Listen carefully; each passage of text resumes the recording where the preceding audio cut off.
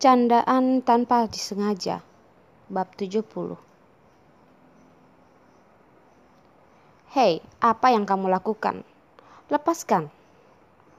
Wajah Yuki memerah. Benar-benar ya, ada orang di sebelah. Bagaimana begitu bergairah? Raihan dengan erat memegang pinggang Yuki. Kepalanya ditempel di dada Yuki dan berkata dengan samar, "Jangan lepaskan." Seperti anak kecil yang sedang bermanja. Ethan begitu kaget dan membuka lebar matanya. Dia benar-benar tidak menduga. Raihan yang selalu bertekad untuk membunuh dan memutuskan, ingin dimanjakan.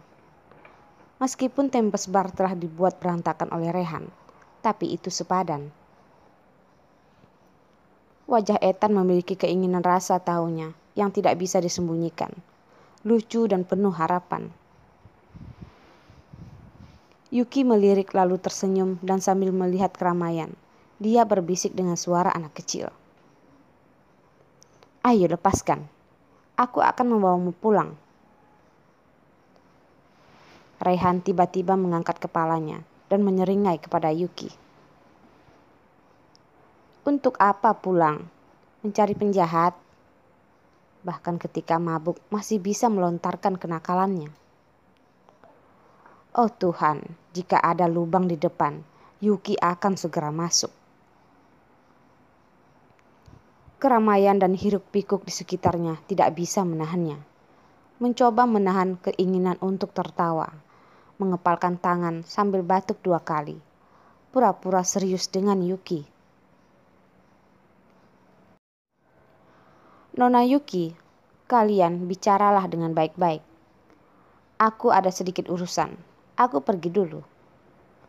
Selesai berbicara, dengan cepat Ethan berbalik. Pada saat pintu kotak itu tertutup, Yuki mendengar tawa Ethan pecah. Wajahnya langsung malu dan merah, dan Yuki teriak dan mengulurkan tangan ke telinga Raihan. Dia merasa seperti ibu tiri yang mengerikan, menindas anak tiri yang agak terbelakang mental. "Kamu bikin malu, sangat nakal." Raihan sama sekali tidak malu. Kulit mati itu memegang tangan Yuki ke lengannya. Pemabuk ini, tetapi kekuatannya luar biasa, hingga Yuki tidak bisa berdiri stabil. Dia dipeluk erat oleh Raihan. Napas laki-laki itu bercampur dengan alkohol, dan panas menyerbu hidung Yuki. Yuki memikirkan aroma min dari seniornya dan mengerutkan kening, berusaha mendorong Raihan. Raihan tetap tidak melepaskan. Tidak hanya memegang lebih erat, tetapi juga bibirnya langsung mencium Yuki. Yuki menoleh dan ingin menghindari ciuman itu. Bagian belakang kepalanya dipegang erat oleh telapak tangan besar yang kuat. Detik berikutnya, bibir panas itu menciumnya. Awan dan hujan berhamburan. Raihan berbalik, dan Yuki yang sakit punggungnya jatuh ke dalam pelukannya, menutup matanya dan mendesah puas. Meski sangat lelah, tapi Yuki tidak merasa sedikit mengantuk. Membawa sepasang mata berkabut, menatap ornamen cantik di sofa. Dinamakan apa ini? Dia tidak mencintai Raihan sama sekali. Tetapi mereka melakukan sesuatu yang hanya bisa dilakukan dengan kekasihnya. Apakah Raihan begitu cinta padanya? Ketika pertanyaan ini terlintas dalam pikiran, Yuki tersenyum diam-diam, terlalu naif untuk mentertawakan dirinya sendiri. Bagaimana ide ini bisa keluar? Raihan tentu saja tidak mencintainya. Dia tidak mencintai wanita manapun. Orang sepertinya, bagaimana bisa mengerti arti cinta? "Apa yang kamu pikirkan?" Pria di sekitarnya tiba-tiba mengeluarkan suara, dan telapak tangan yang besar mengukur suhu tubuhnya. Yuki berpikir bahwa Rehan tertidur. Mendengar suaranya yang gelap di satu sisi, cahaya lampu menyinarinya. Jika bukan Yuki tahu diri, dia akan berpikir bahwa cahaya di matanya adalah sesuatu yang disebut cinta dalam legenda. Dengan lembut berbalik, Yuki berbisik.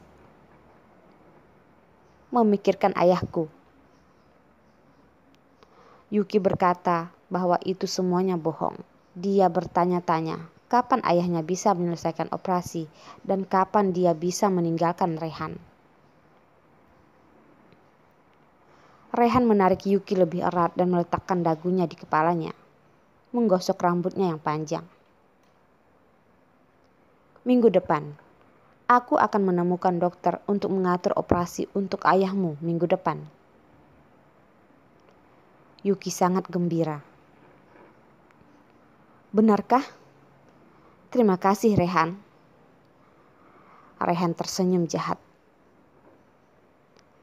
Bagaimana kamu akan berterima kasih padaku?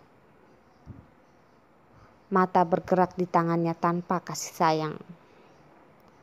Yuki menarik pakaiannya lebih ketat, melihat Rehan dengan kewaspadaan. Rehan mengejek tindakannya yang kecil seperti penyerangan dan mengulurkan tangan dan menepuk wajahnya. Peri kecil, kamu berpikir berlebihan. Aku tidak bisa melakukannya sekarang. Besok akan kuberikan. Wajah Yuki memerah oleh kata-kata Rehan.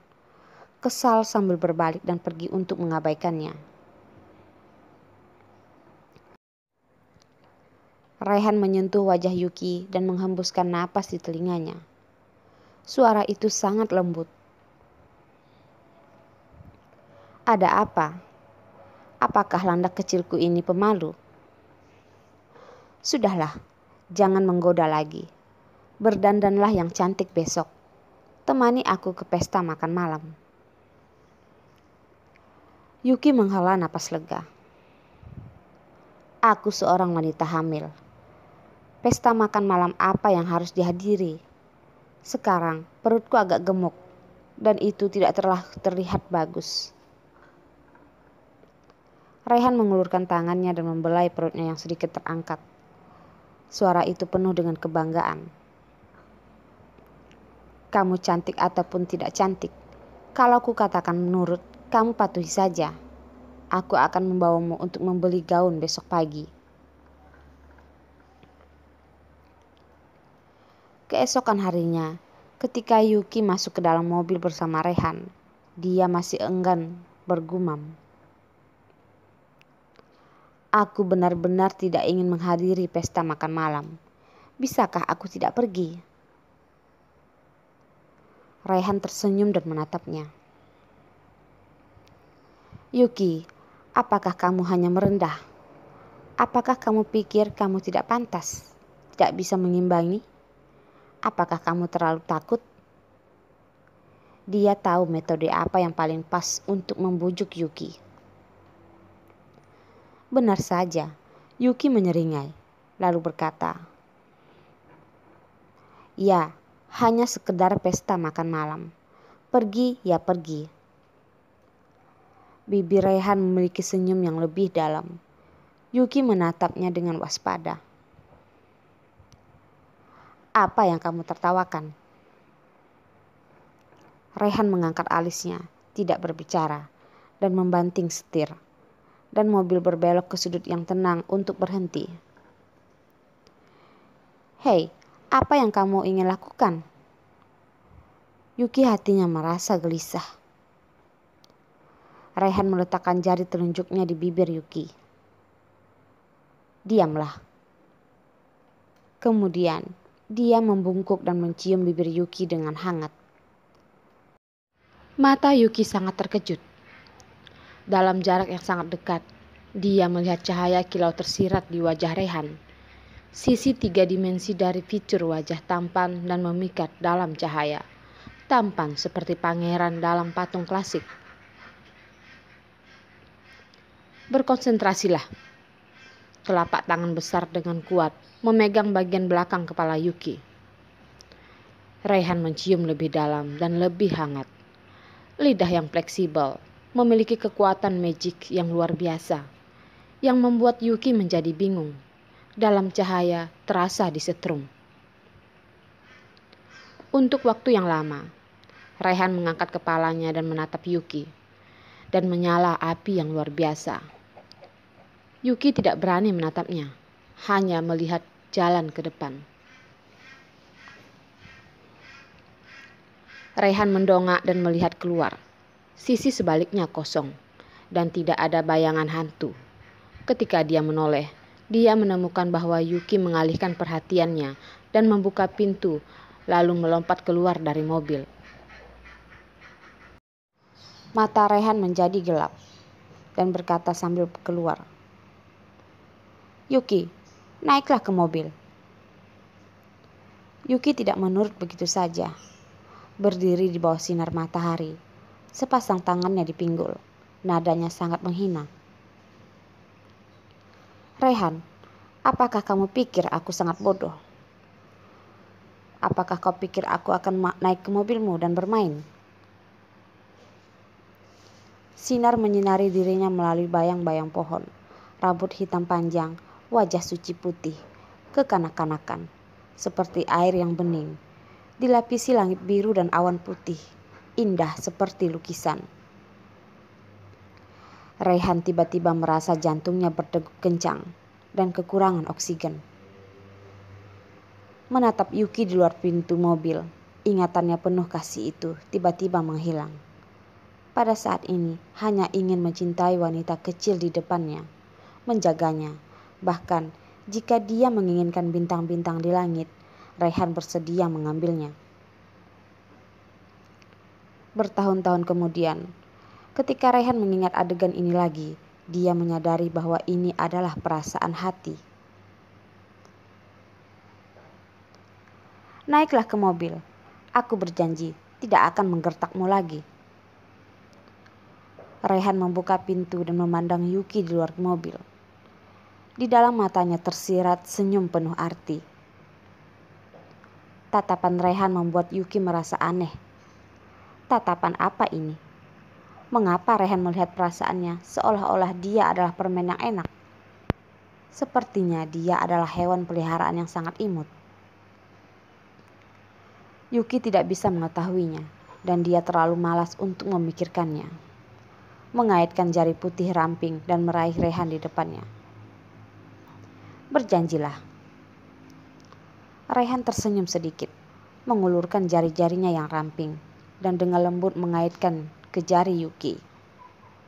"Baiklah, berjanji." Di bawah jaminan berulang kali Raihan, Yuki kembali masuk ke mobil dengan penjagaannya. Raihan memiringkan badannya dan melirik Yuki. Menyalakan mobil, berkata dengan dingin, "Bisakah kamu turunkan lenganmu dari dadamu itu?" Tangan kecil Yuki mengepalkan pakaian di dadanya. Yuki meliriknya lalu berkata, "Aku hanya takut seseorang tiba-tiba menjadi hewan beringas." Raihan mencibir keras. "Yuki, kamu tahu tidak? Tidak tahu berapa banyak wanita ingin naik ke tempat tidurku." Yuki tidak menunjukkan kelemahannya, lalu berkata, "Kalau begitu, kamu cari saja mereka. Kenapa kamu harus mencariku?" Lalu Raihan tersenyum. "Kamu itu adalah punyaku. Aku membelimu dengan harga besar. Aku tidak akan melepaskannya begitu saja." Lelucon yang tidak disengaja, tapi membuat Yuki terdiam. Ini memang masalahnya. Dia hanyalah seorang budak wanita yang dia beli untuk mendapatkan uang. Ketika operasi ayahnya selesai, dia bisa pergi, mengambil sekaligus dan tidak berhutang lagi. Baiklah, dia Yuki tidak sabar untuk menghirup udara bebas. Dia ingin terus belajar melukis. Dia ingin bepergian ke seluruh dunia, Masa depan tanpa Rehan adalah masa depan yang paling indah.